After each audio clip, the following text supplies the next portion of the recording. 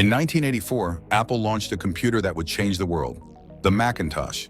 With a bold vision, Steve Jobs and his team set out to create a machine that was both powerful and easy to use. The world of computing was about to witness something revolutionary.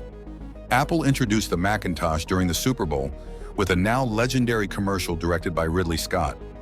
Inspired by George Orwell's novel 1984, the ad depicted a dystopian future where Apple's innovation would shatter the conformity of the tech industry. It was more than just a commercial, it was a declaration of rebellion against the status quo. The original Macintosh, or Mac, was packed with cutting-edge technology for its time. It boasted a Motorola 68000 processor running at 8 MHz, 128 KB of RAM, and a 9-inch black and white display. But what truly set it apart wasn't its hardware, it was its software. For the first time, users could interact with a computer using a graphical user interface, complete with windows, icons, and a mouse. MacWrite and MacPaint were some of the first applications that showed the world what was possible. No more complex text commands. Computing had become visual, intuitive, and creative.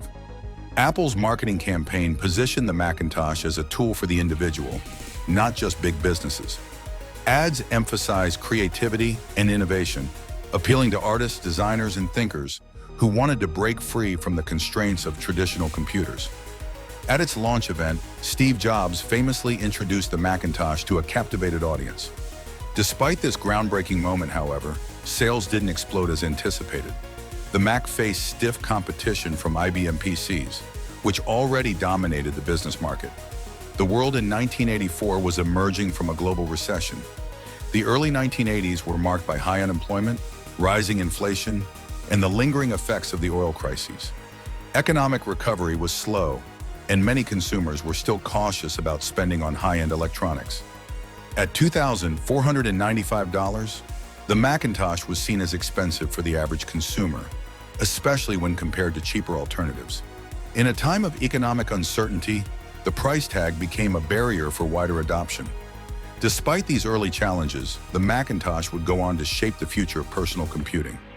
Its bold design, user-friendly interface, and focus on creative individuals laid the foundation for Apple's continued success. The Macintosh became a symbol of thinking differently, challenging norms, and pushing the boundaries of what technology could do. From that bold beginning in 1984, the Macintosh sparked a revolution that continues to impact the world today.